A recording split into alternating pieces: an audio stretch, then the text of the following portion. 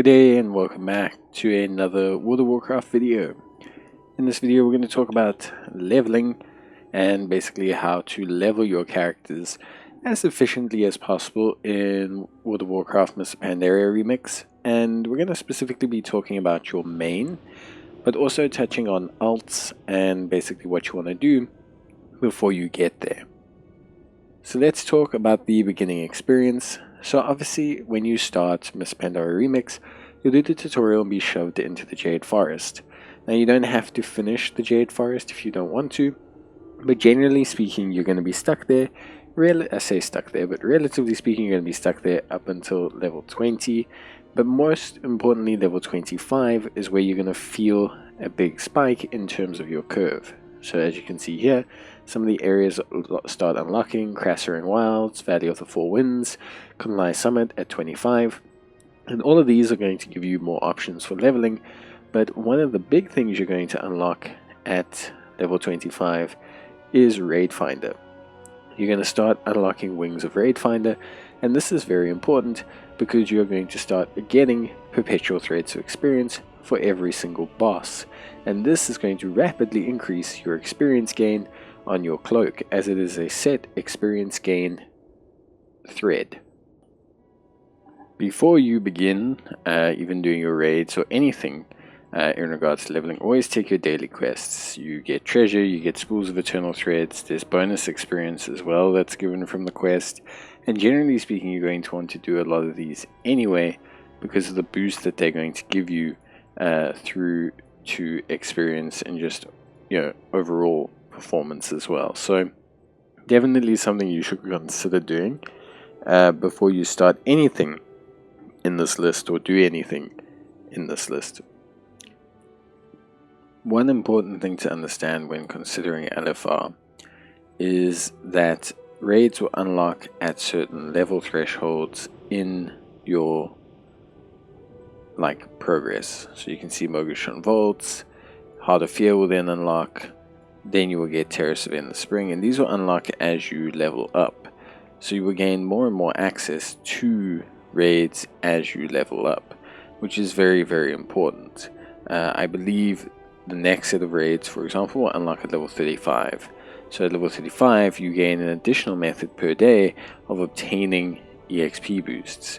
So as you continue to progress, these are going to essentially enable you to consistently improve and gather stronger and stronger gear and do a lot better. So it's very, very important essentially that you do every raid wing as it becomes available.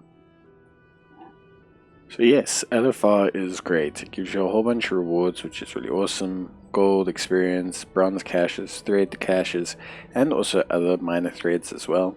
So there's a ton of incentive to doing LFR wings as soon as they open up. So you'll get experience from doing the actual wing itself, but the main thing is you're going to be getting these experience buffs. Now, LFR raid wings open up every single day and refresh every single day. So you can very quickly start to rack up big time experience buffs for you and your characters quite easily, actually, which is one of those things where I think a lot of the times it can be just a couple minutes of effort, 5-10 minutes, and you'll start to rack up such a sizable amount of EXP buff that you'll feel that immediately upon entering other content. And nowadays with the kind of strength of other players, doing these wings and doing these raids is not that long. Even just almost only roughly 2 weeks into the Mists of Pandaria event, some players are so powerful that this LFR content is incredibly simple and ridiculously low level for them in terms of how strong they are. So there is definitely big incentive for doing this, and like I said, you get a ton of great benefits. So these bosses took barely any time at all, and you'll see that there's a ton of threads that we're obtaining here, but this thread of experience is really the big one. Getting that additional experience really starting to add up, which is great, and obviously as well we'll be getting the 7% boost at the end. So it's really for this big EXP boost that we're looking to do this. So yeah, big incentive definitely. So as you can see, we finished. We managed to grab ourselves our Cloak of Infinite Thread, and boom, we get a 7% EXP. So our boost has gone from 33% to 43% in the space of one raid, which is really quite big. We also get an Eternal Spool Thread, and yeah, so it's a big, nice jump and increase, and it's how you should be doing or starting every single day. So let's talk a little bit about farming. So farming is something that is, I want to say, potentially a great revenue of or avenue of obtaining experience, but it's going to depend a lot on your class, and it's going to depend a little bit on doing it at the right time.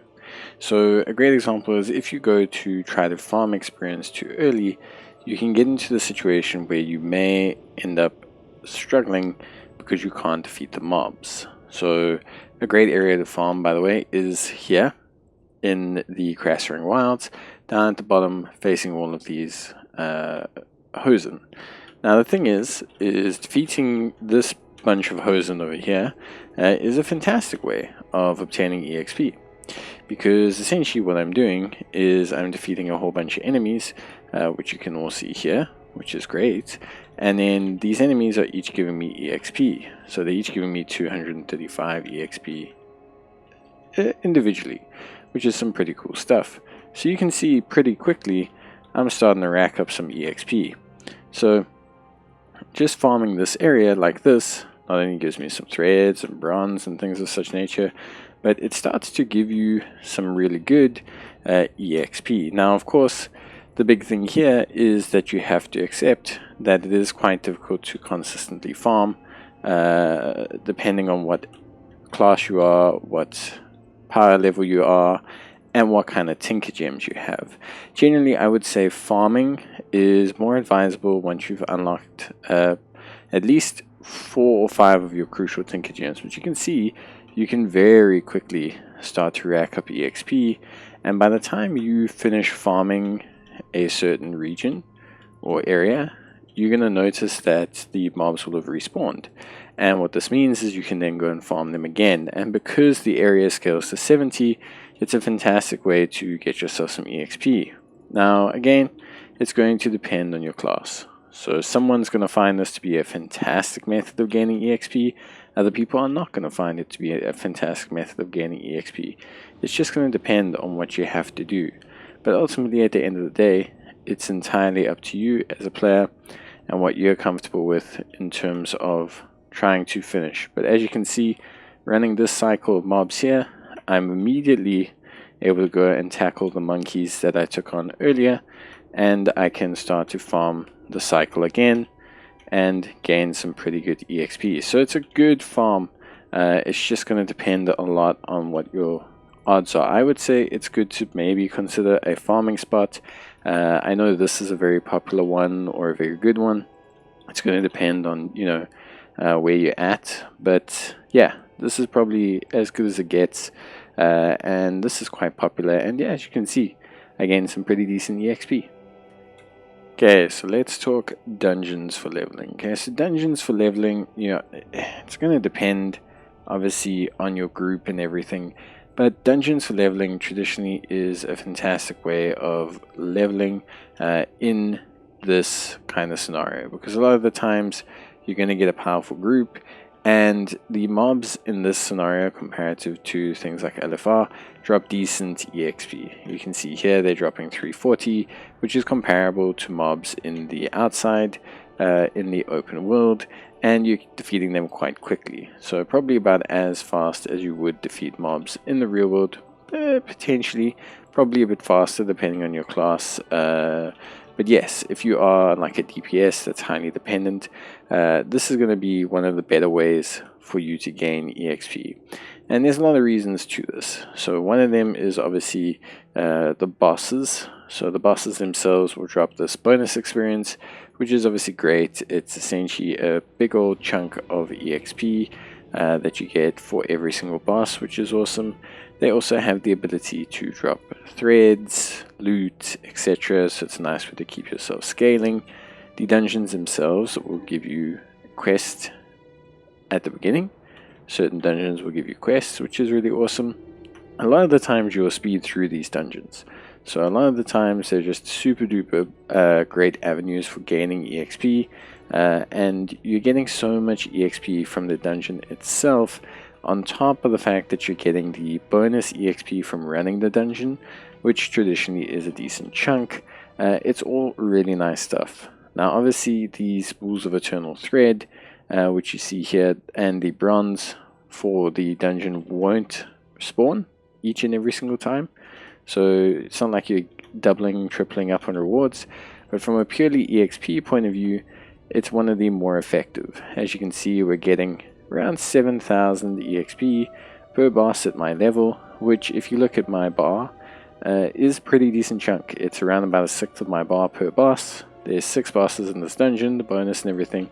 I'm looking around a level per dungeon. Now obviously that will slightly change, but the EXP per boss remains the same pretty much every single time. So if you can get a good train going, this is probably one of the better ways to level, especially if you're a tank.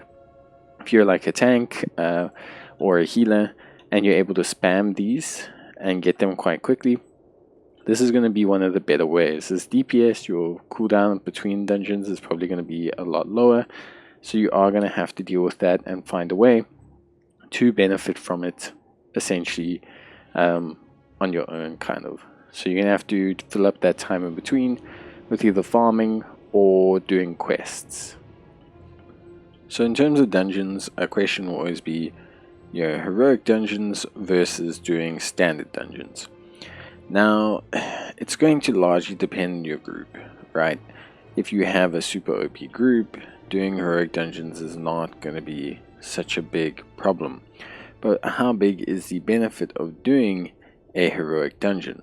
So if you compare, for example, like EXP gain and things of such nature, doing a heroic dungeon in terms of like the raw mob EXP gain is not tremendously different. In fact, it's almost no difference at all. So on the mob side of things, you're gaining a very marginal amount more, if not the same. So you don't get like a huge chunk of increased performance or anything. It's not like a massive amount of EXP gain per standard mob. So immediately right off the bat, you're probably better off sticking to normal due to that slight decrease in difficulty purely from a leveling standpoint. It's just faster, and faster for the same XP generally means better progress overall. In the same way, bosses and boss bonus is not tremendously boosted from doing either. So you are getting a slight increase per boss, definitely. At least I find that you're getting a slight increase per boss. You can see that it's a blue boost. It's definitely more of an increase, but it comes down to the speed. So yes, you are getting an increase. Is that increase enough? It's going to depend on your party. Ultimately, at the end of the day, speed is the name of the game. If you have a crew, whether it's pre-made or not, whatever the story is, and you can do the dungeons quickly, let's say, or you have a majority of an Aleph G group and you can do heroic quickly, then heroic versus normal is going to be probably better for you. Ultimately though, for me, normal, a slight speed increase could cancel out, but generally speaking, the moment you have a good group, you can spam heroic and you'll get better benefits and chances of better gear as well. Scenarios are probably not the best of the methods for gaining experience.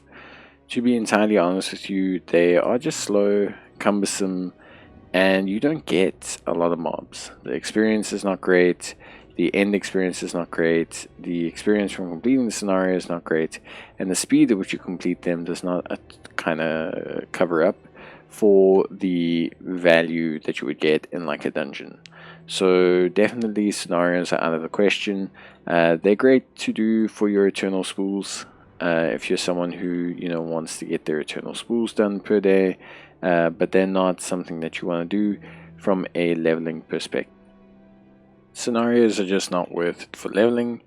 However, if you're desperate for the eternal threads, like, you can definitely go for it, but I just feel like it's not something that you need, especially leveling a character.